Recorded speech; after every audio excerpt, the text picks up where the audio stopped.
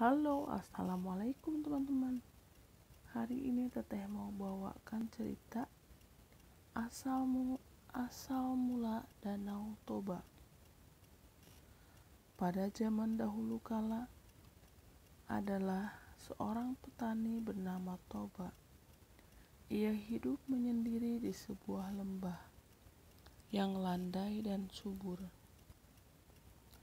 Petani itu mengerjakan sawah dan ladang untuk keperluan hidupnya.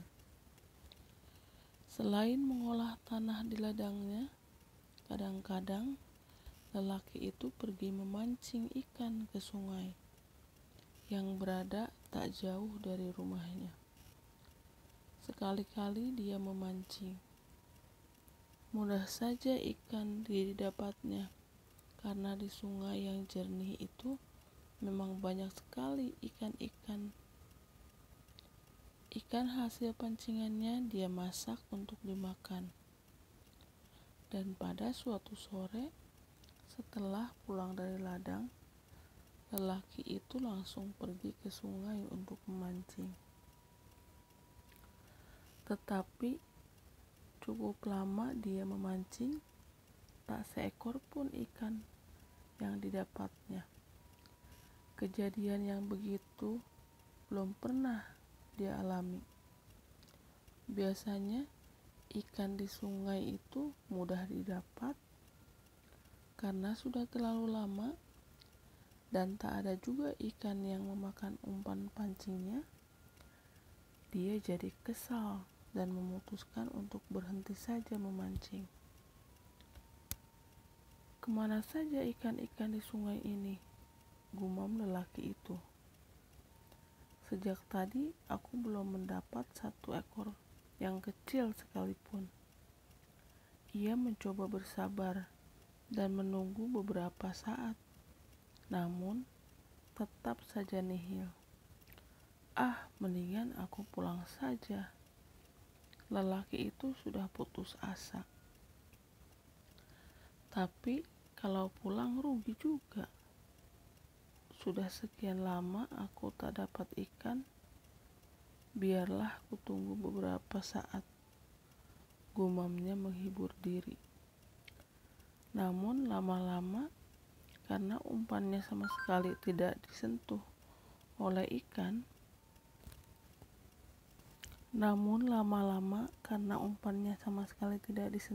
ikan, ia jadi putus asa. "Baiklah, aku pulang saja," tekadnya bulat. Tetapi ketika dia hendak menarik pancingnya, tiba-tiba pancing itu disambar ikan yang langsung menarik pancing itu jauh ke tengah sungai. Nah, ini dia. Hatinya yang tadi sudah kesal berubah menjadi gembira, karena dia tahu bahwa ikan yang menyambar pancingnya itu adalah ikan yang sangat besar. "Baiklah ikan, silahkan kau membawa umpanku kemana kau bisa," gumam lelaki itu dengan wajah berseri. Setelah beberapa lama, dia biarkan pancingnya ditarik ikan itu ke sana kemari. Barulah pancing itu ditariknya perlahan-lahan.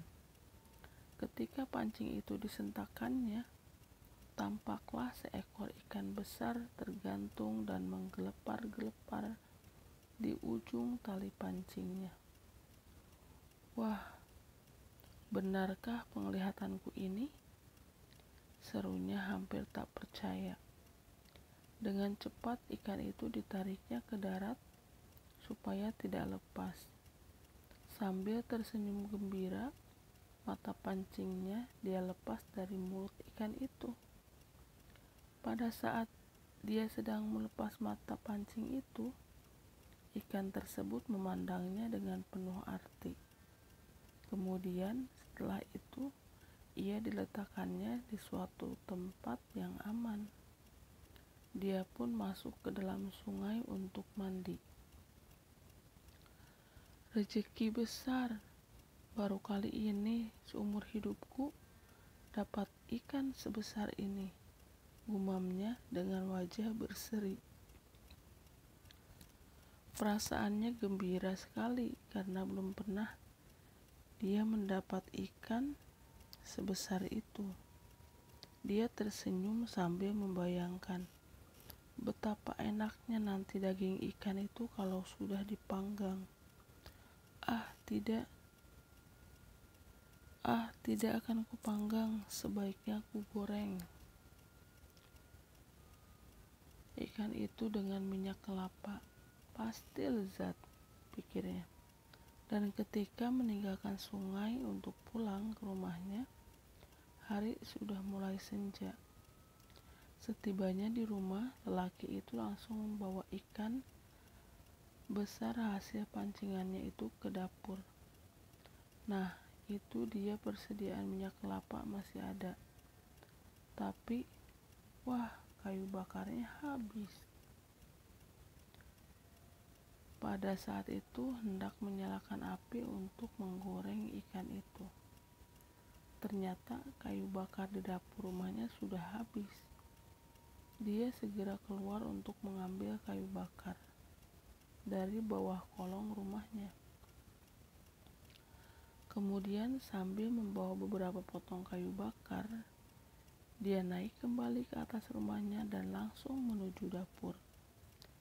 Ketika lelaki itu tiba di dapur, dia terkejut sekali karena ikan besar itu sudah tidak ada lagi.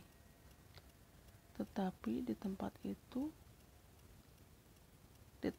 ikan itu diletakkan, tampak terhampar beberapa keping uang emas. Apa ini? Wah, uang emas, teriak lelaki itu kaget. Mengapa bisa jadi begini? Kemana ikan besar itu?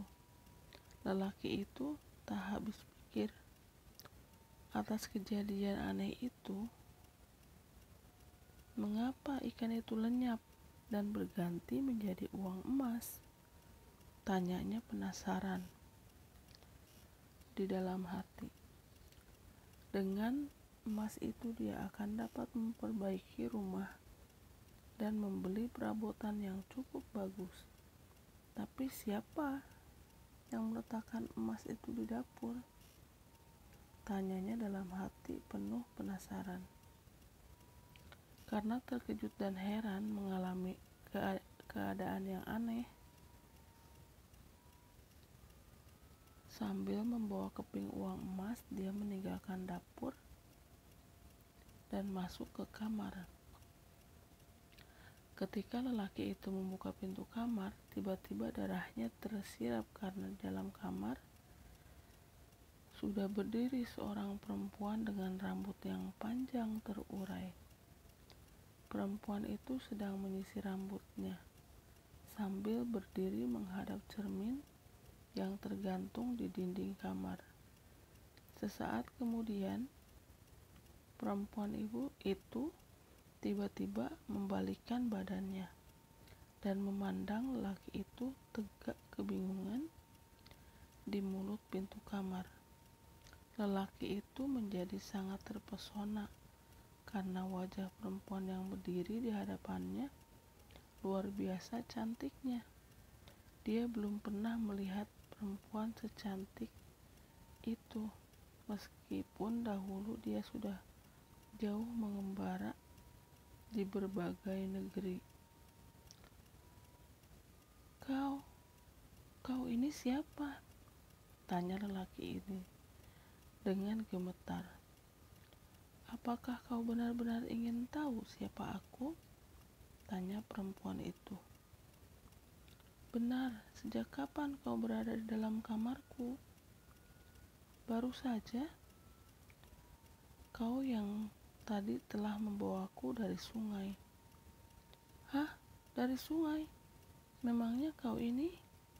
Lelaki itu tidak meneruskan ucapannya. Ya, aku adalah jelmaan ikan yang kau tangkap di sungai, kata perempuan itu dengan suara renyah dan merdu. Kau jelmaan ikan? Jangan bercanda. Betul, aku telah mengatakan hal yang sebenarnya. Benarkah? Benar, Bang, desah perempuan itu sambil menatap lelaki tersebut. Hati lelaki itu berdesir seketika. Selama ini dia hidup sendiri tanpa pendamping. Kini sekarang di dalam kamarnya ada seorang perempuan cantik, sepertinya menaruh hati padanya. Ah, masa akan kusia-siakan? Ia begitu cantik, pikir lelaki itu dengan pandangan masih terpanak.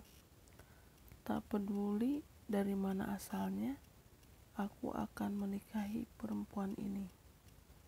Tapi aku tidak terburu-buru. Akan kuamati dulu selama beberapa hari. Jangan-jangan ia berubah menjadi ikan lagi. Karena hari sudah malam, perempuan itu minta agar lampu dinyalakan.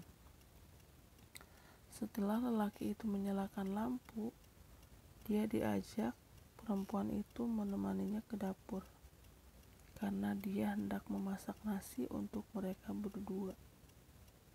Sambil menunggu masak nasi, diceritakannya oleh perempuan itu bahwa dia adalah penjelmaan dari ikan besar yang tadi didapat lelaki itu